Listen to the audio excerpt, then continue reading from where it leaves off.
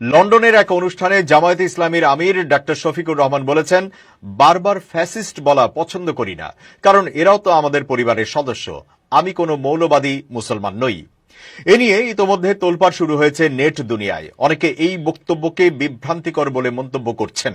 ফেসবুকে আশিকুজ্জামান আশিক নামে একজন লিখেছেন, ফ্যাসিস্ট নামার 4 মাস হয়নি এখনো, জামায়াত আমিরের এর মধ্যেই ফ্যাসিস্ট শব্দটা সহ্য হচ্ছে না। আমলিগ ফ্যাসিস্ট ছিল, বারবার বললে সমস্যা কোথায়? বরং এই সময় বারবার না বললেই সমস্যা। আর ছাত্র জনতা পারিবারিক সম্পর্ক অটুট করার জন্য মনে হয় জীবন দেয়নি। আমার স্বল্প জ্ঞানে তো তাই মনে হয়। এদিকে জামায়াত ইসলামী মুক্তিযুদ্ধের বিরুদ্ধে ছিল না, তবে ভারতের সহযোগিতায় স্বাধীনতার সুফল না পাওয়ার শঙ্কা ছিল দলটির। সম্প্রতি বেসরকারি টেলিভিশন চ্যানেল 24-কে দেওয়া সাক্ষাৎকারে এমনটাই বলেছেন জামায়াত ইসলামীর আমির ডাক্তার শফিকুর রহমান। তিনি বলেছেন, জামায়াতে ইসলামী স্বাধীনতার বিরুদ্ধে ছিল না। আমরা আশঙ্কা করেছিলাম ভারতের সহযোগিতায় যদি দেশ